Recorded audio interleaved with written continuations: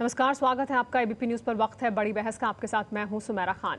मुंबई बंद के खिलाफ फेसबुक पर कमेंट करने वाली लड़की की गिरफ्तारी के बाद देश में ये बहस तेज हो गई है कि क्या उस कानून को खत्म कर देना चाहिए जिसके तहत लड़की की गिरफ्तारी हुई है। आपको बता दें कि दोनों लड़कियां जमानत पर रिहा हो चुकी हैं, लेकिन मुंबई पुलिस ने जिस अंदाज में पूरी कार्रवाई की है उसके बाद यही सवाल सबके जहन में है कि क्या काला कानून खत्म कर देना चाहिए। रोज हजारों लोगों की मौत होती है, लेकिन दुनिया ऐसे ही चलती रहती है। जब एक राजनेता की मौत होती है, वो भी स्वाभाविक मौत, सभी लोग उसके दीवाने हो जाते हैं। क्या किसी को याद है कि शहीद भगत सिंह, चंद्रशेखर आजाद, सुखदेव या उन लोगों की मौत पर 2 मिनट का भी मौन रखा गया, जिनकी वजह से हम आजाद हैं। सम्मान कमाया जाता है, लिया नहीं जाता, वो भी किसी से जबरदस्ती।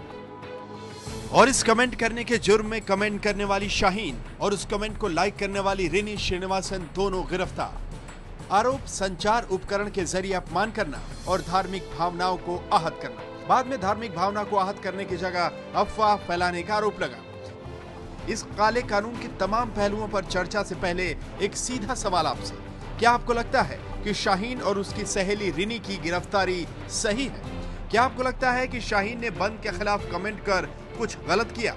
क्या आप मानते हैं कि कानून की जिन धाराओं के तहत यह गिरफ्तारी हुई है उसे खत्म कर देना चाहिए?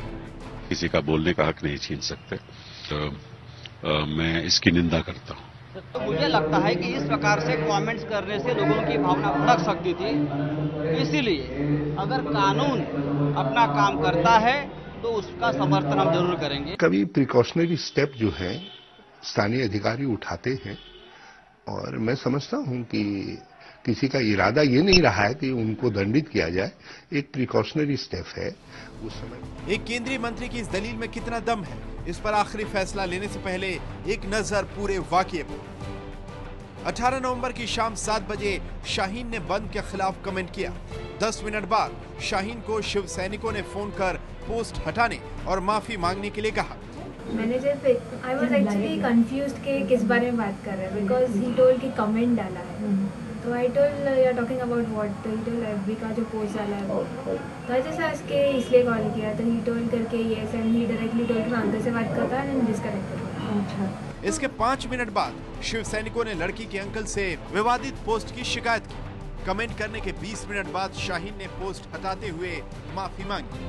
मैं अपनी पिछली पोस्ट के लिए दुखी हूँ, मुझे इस पोस्ट के लिए खेद है। वो वाकई महान शख्स थे, मुझे और मेरे परिवार को गलती के लिए दुख है।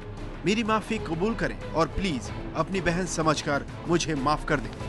लेकिन इसके बावजूद शिव सैनिक शाहीन के खिलाफ 7:20 पर केस दर्ज कराने पालघर थाने पहुंच गए। उसके बाद रात 9:30 पर शिव सैनिकों की भीड़ ने लड़की के चाचा के अस्पताल में तोड़फोड़ की। ऑपरेशन थिएटर तक को भी नहीं बख्शा।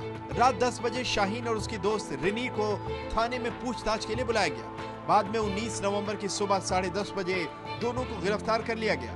2:30 पर दोनों को पालघर कोर्ट ले जाया गया। वहां से 15-15 हजार रुपए के बॉन्ड पर दोनों को जमानत मिली। ये तुष्टीकरण के अलावा कुछ नहीं है, वरना आप सोचो उस बयान को हमने देखा, उसमें कतई कोई आपत्तिजनक बात नहीं है। उसमें धर्म से कुछ दूर से भी लेना देना नहीं है। 46(4) में बड़ा क्लियर लिखा हुआ है कि आप सूर्यास्त के बाद आप विमेन को अरेस्ट नहीं कर सकते। और पुलिस ने पहले उनको जिस सेक्शन में किया, बाद में उन्हें अपनी गलती का एहसास हुआ और सुबह उन्होंने सेक्शन बदला। तो इससे बड़ा क्लियर हो जाता है कि उनके ऊपर लोकल प्रेशर था, पॉलिटिकल प्रेशर था। मेरी व्यक्तिगत राय यह है कि ऐसा कार्रवाई करने की आवश्यकता नहीं थी।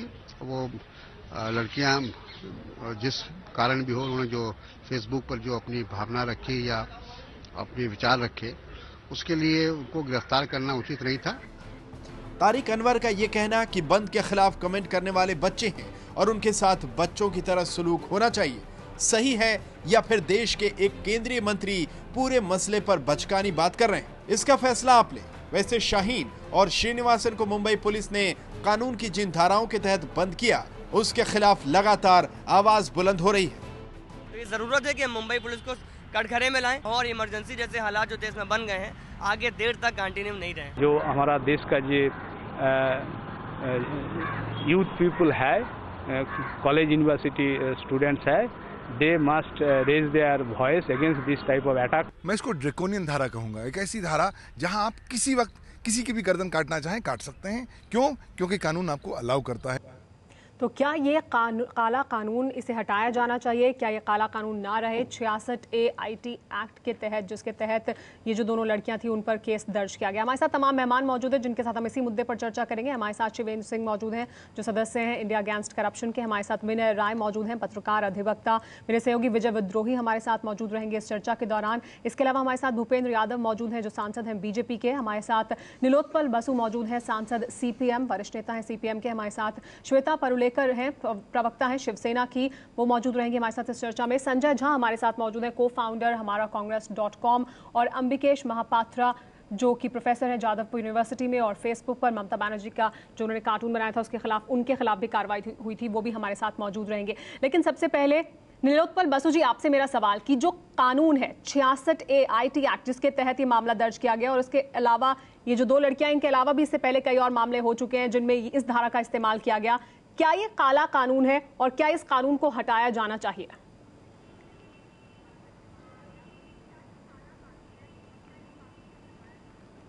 हम तो पहले से ही बोलते आए हैं ये कानून में ऐसे प्रावधान है जिसका गलत इस्तेमाल हो सकता है, लेकिन मेरे ख्याल में ये घटना के पीछे जो राजनीतिक एक ढुलमुलपन है कांग्रेस सरकार का, कांग्रेस एनसीपी सरकार का शिवसेना के प्रति, और जिस दिन उनका अंतिम संस्कार था, जिस तरह से आप लोग मीडिया से भी उनका एक हीरो के तौर पे उनको पेश किया, और मतलब उनकी जो तमाम जो भूमिका थी लोगों के अंदर नफरत फैलाने का, उसके बारे में बिल्कुल खामोश रहे। वो कुल मिला के ये परिस्थिति पैदा किया जिसके चलते कानून का इस किस्म का गलत इस्तेमाल हुआ, और अब व्यक्ति का जो स्वतंत्रता है उसके ऊपर इतना बड़ा हमला हुआ। जी, तो आपके मुताबिक सिर्फ कानून ही गलत नहीं है, लेकिन इसका इस्तेमाल भी गलत तरीके से इसलिए हुआ क्योंकि जो राजनीतिक इसके पीछे पुष्ट बनाई है, राजनीतिक दबाव है, वो काम कर रहा था। विजय, आप इस पर प्रतिक्रिया देना चाहते थे?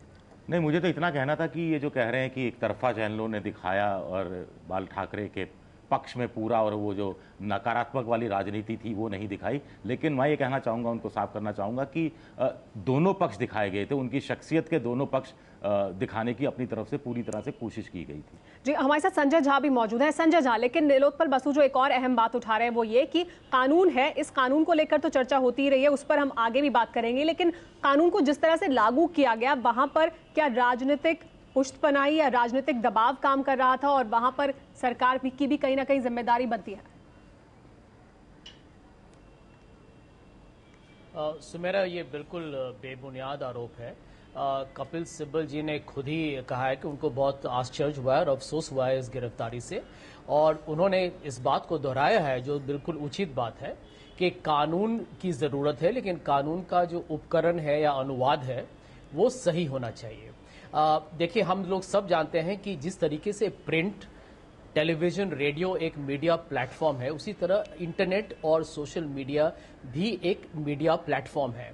हम लोग सब इसके बारे में बहुत बार चर्चा करते हैं कि एक सेल्फ रेगुलेशन हो चाहिए, मीडिया में भी सेल्फ रेगुलेशन है।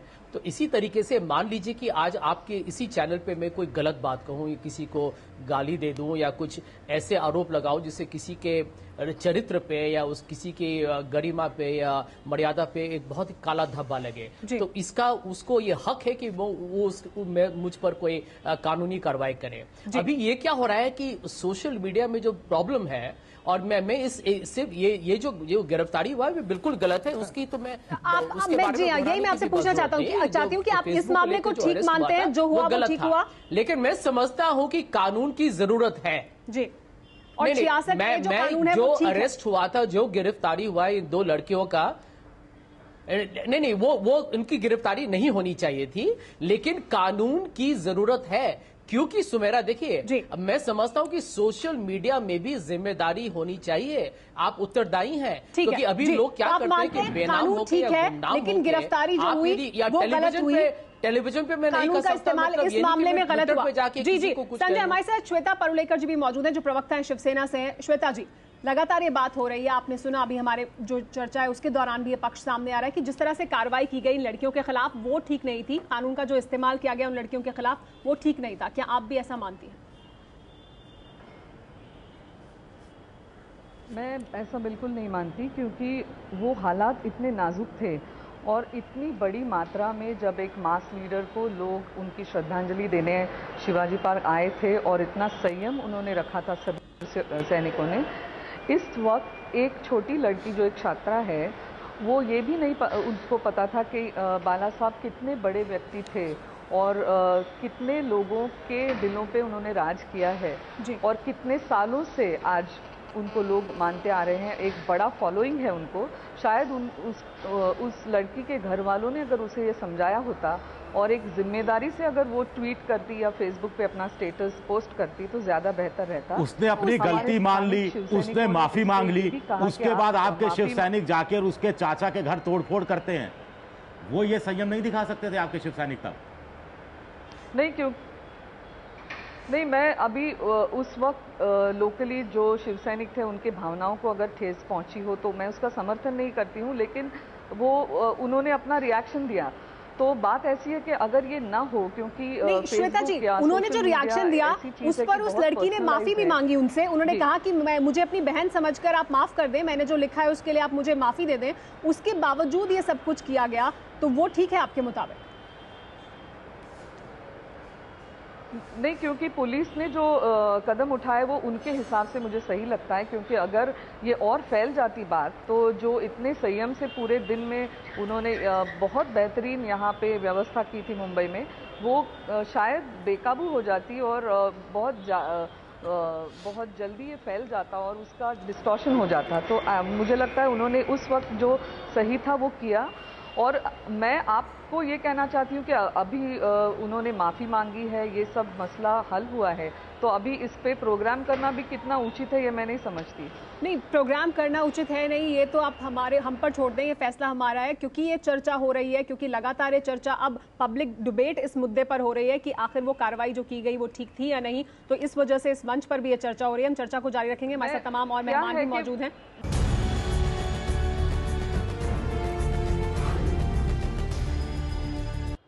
हम लगातार चर्चा कर रहे हैं कि क्या काला कानून हटाया जाना चाहिए। भूपेंद्र यादव जी भी हमारे साथ मौजूद हैं। भूपेंद्र यादव जी, आप तो खुद वकील भी हैं, क्या जो कमेंट लिखा है इस लड़की ने वो 66 AIT की जो धारा है उसके तहत वो ऑफेंस बनता था, वो धारा बनती थी उस लड़की के खिलाफ?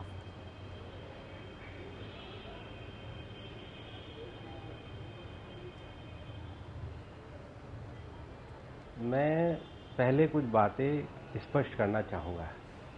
सबसे पहली बात, जो नीलोत्पल दा ने कहा कि मीडिया ने उनको हीरो की तरह पेश किया, मैं बड़ी विनम्रता से कहना चाहूँगा वो हीरो थे, वो लोगों के दिलों में बसते थे। और जब उस दिन एक इस प्रकार का मुंबई में एक पूरा वातावरण था, जब 20 लाख लोग सड़कों के ऊपर अपने नेता को श्रद्धांजलि देने के लिए थे, ऐसे समय में प्रशासन के द्वारा ट्रैफिक मैनेजमेंट किया जाना, क्राउड कंट्रोल किया जाना, कार्यक्रम को सही तरीके से होना, लोगों की भावनाओं को सही तरीके से और सही तरीके से लोगों की भावनाओं के माध्यम से शांति व्यवस्था बनाए रखना, ये बहुत आवश्यक था। और जब आप फेसबुक जैसे सोशल साइट्स का यूज करते हैं तो एक जिम्मेदार नागरिक होने के नाते आप इस प्रकार के विषयों को किसी भी प्रकार से प्रकट नहीं करना चाहिए जो विषय किसी अन्य की भावना को आहत करते हैं। भूपेंद्र यादव जी, मैंने आपसे वही सवाल पूछा कि जो उसने लिखा, क्या वो भावनाओं को आहत करता था, क्या वो इस धारा के तहत आता था? मैं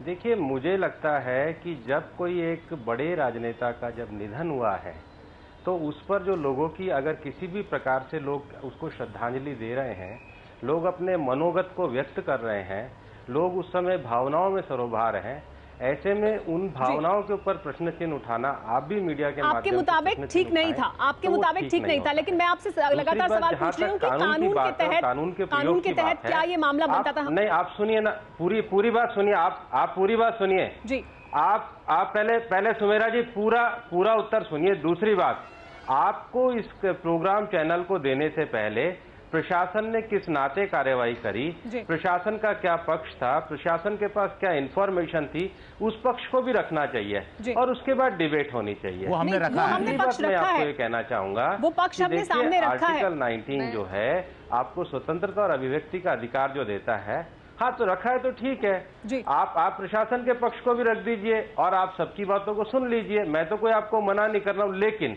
हमें ऐसे संवेदनशील विषयों पे कभी भी अपनी भावनाओं का जब प्रकटीकरण करें तो मर्यादा और डिग्निटी के साथ रखना चाहिए, सावधानी सभी को। ऐसा कौन सा उसमें शब्द था जो मर्यादा के खिलाफ था या असंसदीय था? उसमें तो बाला साहब ठाकरे का नाम तक नहीं लिया गया था।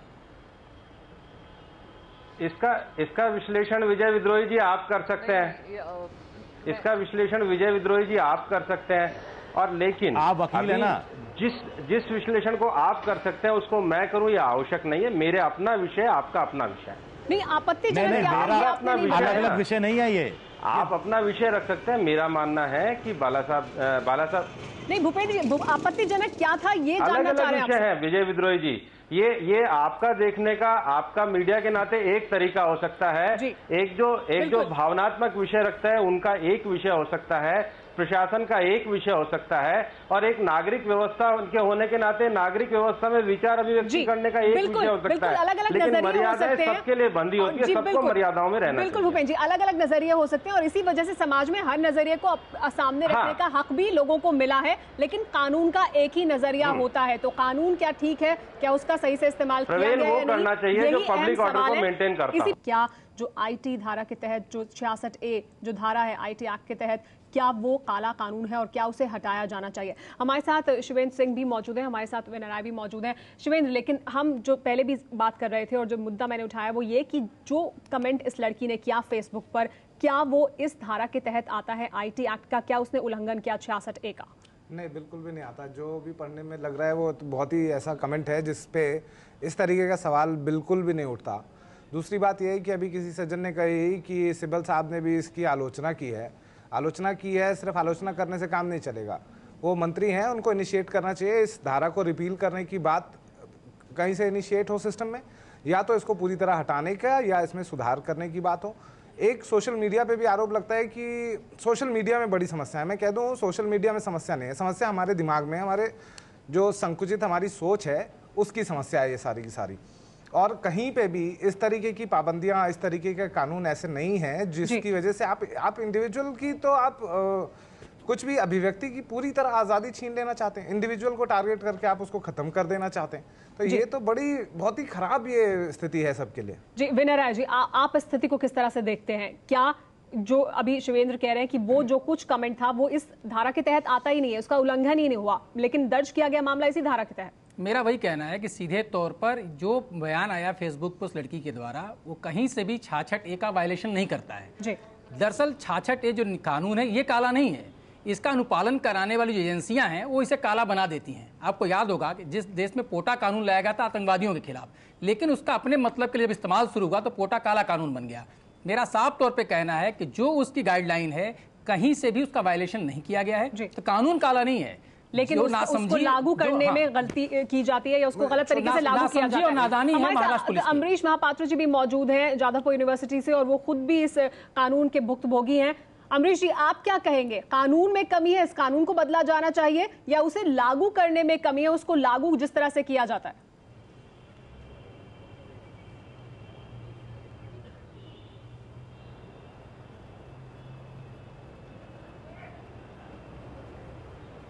हेलो जी महापात्र जी। हेलो, हम लोग पहले यही बोलते चाहता हूँ, वो जो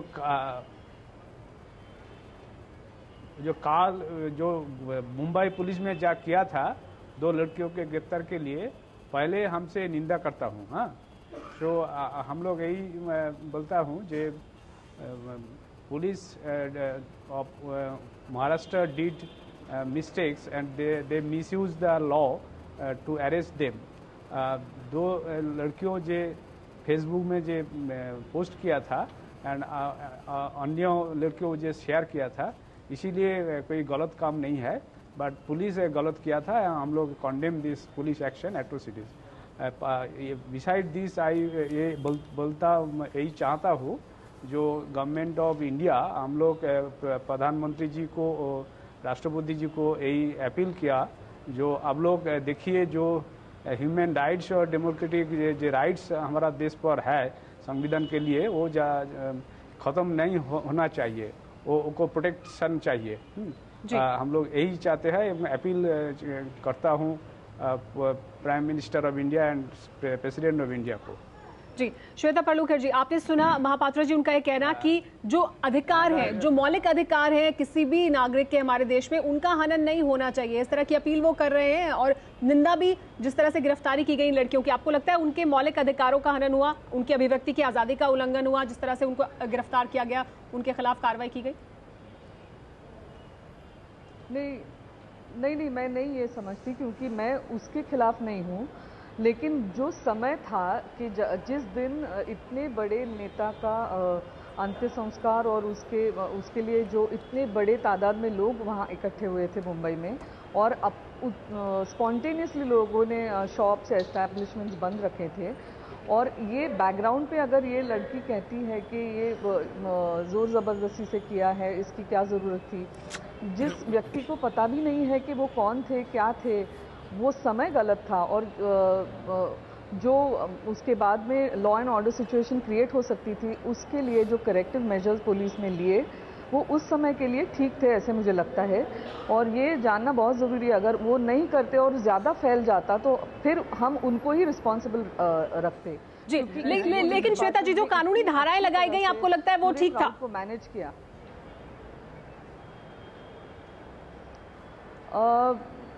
उस पे हम सोच सकते हैं, क्योंकि उस वक्त इतनी नाजुक सिचुएशन थी, इतनी सेंसिटिव सिचुएशन थी, so to arrest that, to control that, उन्होंने जो किया वो सही किया था। जी, विनय राय जी, आप इस पर सीधे तौर पर मैं कहूँ, जैसे रेड लाइट कोई जंप करे तो उसकी रेड लाइट जंप पे आप चालान कर सकते हैं, लेकिन जिस चीज़ का प्रावधान ही नहीं है, उस प्रावधान के तहत आपने उसको सजा दे दिया और उसको अरेस्ट कर लिया, वो भी बच्चियों को। एक तरफ श्वेता जी कह रही हूँ, बच्चियाँ थी, नासमझ थी, बाला साहब के बारे में नहीं जानती थी, तो बच्ची समझ के उसको इग्नोर किया जा सकता था। लेकिन मेरा तो दूसरा कहना है कि जिस कानून के तहत उन बच्चियों को गिरफ्तार किया गया, क्या पहले उसका वायलेशन हुआ था? अगर उस कानून के परिधि में बच्चियां नहीं आती थीं, तो जिन लोगों ने भी इस गिरफ्तारी को किया है उनके खिलाफ उसी सजा के तहत प्रावधान है कि उसको ठीक उसी तरह गिरफ्तार किया जाए, उनके खिलाफ कार्रवाई की जाए, और डिपार्टमेंटल कार्रवाई उन अधिकारियों के खिलाफ बनती है। दूसरी बात यह है कि अगर ये लगातार श्वेता जी समय की बात करें कि उस समय ये किया गया तो ठीक था, तो क्या ऐसा?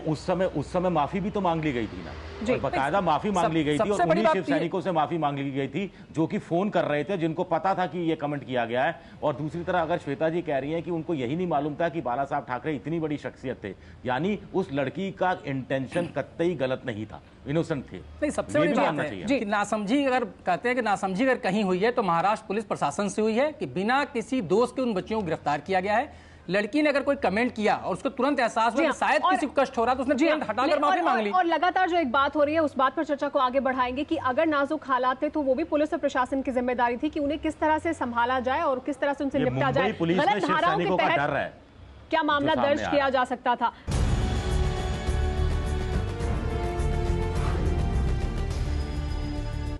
एबीपी न्यूज पर बड़ी बहस जारी है कि क्या काला कानून रहना चाहिए। अभी तक जो चर्चा हुई है उसमें क्या पक्ष में और क्या विपक्ष में तर्क निकलकर सामने आए, ये आपको आइए बता देते हैं। अभी तक पक्ष में जो तर्क निकलकर सामने आया वो है कि गिरफ्तारी गलत थी, लेकिन सोशल मीडिया में संयम रखना चाहिए और जिम्मेदारी होनी चाहिए, कहना है संजय झा का। और विपक्ष में ये कि जब लड़की ने माफी मांग ली थी तो इस पर प्रोग्राम करना भी सही नहीं है, ये कहना है श्वेता पर्लुकर का। पक्ष में यह भी तर्क सामने आया है कि नासमझी मुंबई पुलिस से हुई है, गिरफ्तार करने वाले पुलिस वालों पर कार्रवाई की जानी चाहिए, ये कहना है विनय राय का। इसके अलावा विपक्ष में यह तर्क भी सामने आया कि एक बड़े नेता के निधन पर जब लोग श्रद्धांजलि दे रहे थे तो उस पर सवाल नहीं उठाया जाना चाहिए था, ये कहना है भूपेंद्र यादव का। इसके अलावा फेसबुक कमेंट में कौन सी आपत्तिजनक बात लिखी थी उसमें तो बाला साहेब का जिक्र भी नहीं था, यह कहना है विजय विद्रोही का। और विपक्ष में तर्क भी सामने आया कि मीडिया और कांग्रेस एनसीपी के ढुलमुल रवैये से ऐसी नौबत आई है, यह कहना है निलोत्पल बसु का। पक्ष और विपक्ष में चर्चा के दौरान ये तर्क निकलकर सामने आए, लेकिन हमारे साथ तमाम मेहमान बने हुए हैं। संजय झा, मेरा आपसे ये भी सवाल कि लगातार जो इस तरह के मामले सामने आ रहे हैं, प्रकाश में आ रहे हैं, जहां पर इस धारा का इस्तेमाल किया जाता है, लोगों के खिलाफ एक कानून का इस्तेमाल किया जाता है, ज्यादातर राजनेताओं, राजनीतिक पार्टियों, इन लोगों की भावनाएं क्यों इतनी आहत होती हैं, बाकी आम लोगों की भावनाएं आहत नहीं होती? देखिए सुमेरा, ये बात हमें मानना पड़ेगा कि अभी सोशल मीडिया जो है, मैं सबसे पहले ये दोहराना चाहूंगा कि जो इन 2 लड़कियों की जो गिरफ्तारी हुई उसको मैं कड़ी तरीके से निंदा करना चाहता हूँ, वो गलत था। लेकिन ये भी सच्चाई है सुमेरा कि आज सोशल मीडिया का दुरुपयोग किया जा रहा है और यहाँ पर हम माने या न माने, लोग गुमनाम होके दूसरों की मनोभावना का अपमान करना, इसका हक किसी के पास नहीं है और यहाँ पर जिम्मेदारी दिखाना बहुत जरूरी है। मैं भी बाला साहब ठाकरे के नीतियों के साथ शायद मैं सहमति मेरी सहमति नहीं थी। लेकिन संजय, इस मामले में अब आगे क्या होना चाहिए कि किस वक्त आप क्या बोल रहे हैं? जी, इस मामले में क्या होना चाहिए? मैं समझता हूं कि देखिए, कपिल सिब्बल जी ने सही कहा है कि इसमें मैं वही बता रहा हूं कि section 66 of the information technology act जो है, उन्होंने कहा कि इसकी संशोधन की जरूरत नहीं है, लेकिन समझदारी इसकी दिखानी है कि इसको किस तरीके से इसका उपयोग किया जाए, किस तरीके से इसका अनुवाद लोग समझें। मुझे लगता है कि इसमें पुलिस का रोल बहुत जरूरी है। उनको ये समझना चाहिए कि आप इसका गलत उपयोग नहीं कर सकते हैं और पुलिस को समझना चाहिए कि वो ठीक तरह से इसका इस्तेमाल करे। मेरा मानना है कि इसमें सिर्फ 2 चीज होना चाहिए। पहले तो वो लड़कियां जमानत पर छूटी हैं, बरी नहीं हुई हैं, तो पहले तो महाराष्ट्र पुलिस इस केस को खत्म करे, क्योंकि उनका क्राइम हुआ ही नहीं है, इसलिए क्राइम के दायरे में आती ही नहीं है। दूसरा, जिन पुलिस कर्मियों ने इनको गिरफ्तार किया है, कानून को समझे बिना, उनके खिलाफ कार्रवाई होनी चाहिए। जी, भूपेंद्र यादव जी, आप इत्तेफाक रखते हैं इससे कि ये दोनों कदम उठाए जाने चाहिए? क्या होना चाहिए आगे आपके मुताबिक?